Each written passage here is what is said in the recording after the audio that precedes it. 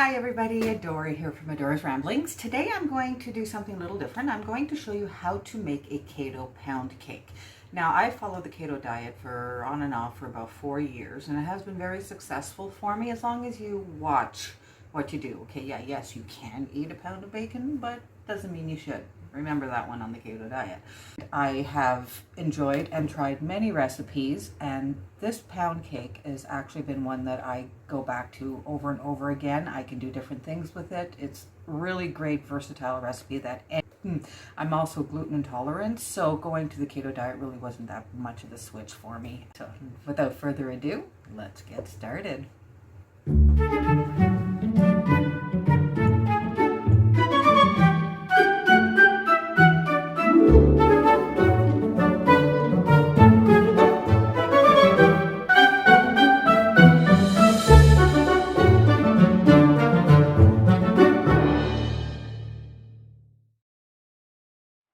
All right, we start with 8 ounces full fat cream cheese, room temp, half a cup of butter, room temp as well. We're also going to need 1.5 cups of monk fruit sugar. You can get this through Amazon, or Bulk Barn is where I usually get mine. 1 teaspoon of vanilla extract, 8 eggs at room temp as well, 2.5 cups of almond flour. I like the white one, not the one with the little brown bits in it. 1 teaspoon of salt as well, 1 teaspoon of baking soda, and there's everything. Now, we are going to start by just softening up that cream cheese a little bit more by whisking everything. Now, we're going to do this as any other cake does. We're going to start by creaming in our sugar, or creaming our sugar. Is that what it is? Comment below and let me know. So there we go. We're speeding up the process. You don't need to see the whole thing. You understand what I'm doing here. Now I'm going to add in my butter. Here you can make your own choice of using salted or unsalted. I go with what is on sale and what is left on the shelf. I'm a cheapo. Alrighty. So there we go. If it's unsalted, I add a little bit more salted. This one here was unsalted, so I stuck with the recipe as it called for. Now I also use the granular monk fruit. I have read that you can also blend this in your blender or food processor to make it more of a powdery consistency, because the granular one, like the one I use, kind of gives the cake a little bit of a grainy texture, and I really don't mind that. I kind of enjoy it a little bit. So here we go. We're going to add in the eggs one at a time. See, there is 8. Now this is a double batched recipe. I do a double batch because I don't bake very often. I don't have too many good days. So when I do, I like to take advantage of it. And I'm not going to do this twice. Let's do once times 2. There we go. So I'm adding my eggs in one at a time. One at a time, blending, blending, blending. You make sure you blend each one properly. All right, you don't want to add them all in at the same time. So now you can see it's a really good cake-like consistency, really creamy. Now you're going to add in your vanilla extract. Now myself, I used a combination of half hazelnut and half caramel. The choice is yours. Use whatever extract you want. You're in the mood for a lemon. You know, I put lemon juice in there with a little bit of zest, and you have a lemon pound cake. It's actually, you can do whatever you want with this. The base is what it is. Almond flour, eggs, butter, and cream cheese, salt, and baking soda. Whatever flavors you want to put in, you do what you want. Now here I am sifting in my flour, baking soda, and salt together. You want to sift these in because this is what gives the cake a really nice, light texture. It is amazing. With that many eggs in it, you would think it would feel like it is a quiche, but it is not, I swear. It is a very, very good cake. Pound cake, I should say. Pound cake. Don't expect.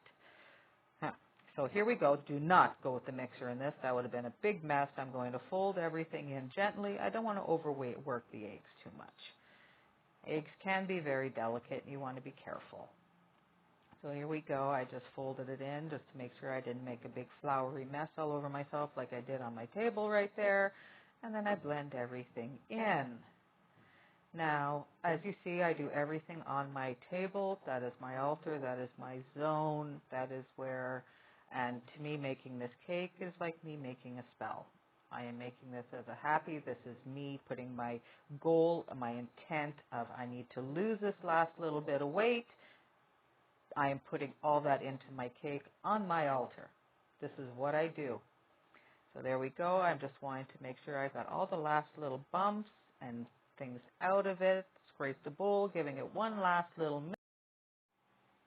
All right, here I'm going to put it into my silicone mold, and you'll see how easily this pours out. See that? Easy peasy. Bang, bang, bang, bang, bang, some on a bullet, boom, boom, boom, boom, boom, deep on a bullet. All right, now after everybody's awake now, you see, now I have enough. I poured my mold about halfway into my silicone loaf pan. Now I'm going to come back, and as you see here, I have a silicone mold for 6 muffins.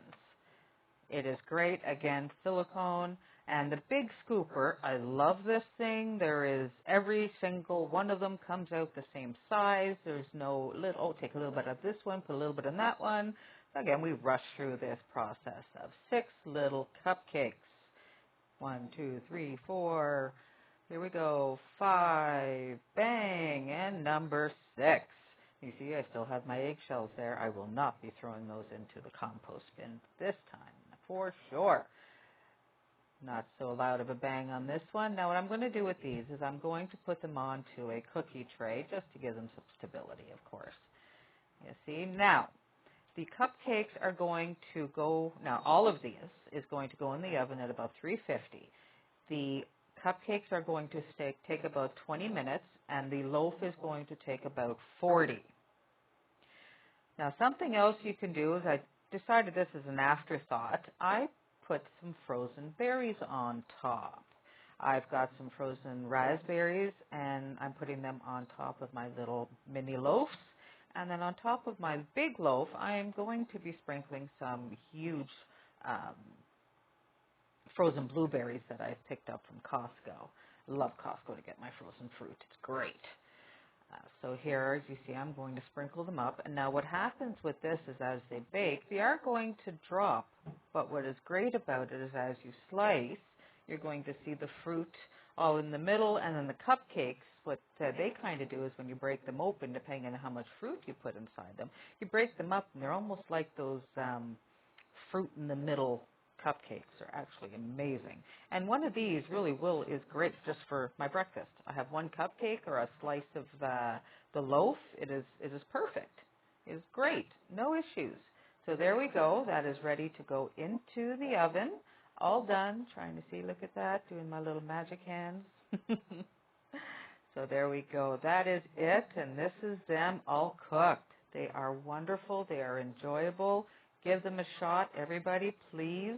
They are very good whether you're on keto or not. Yeah.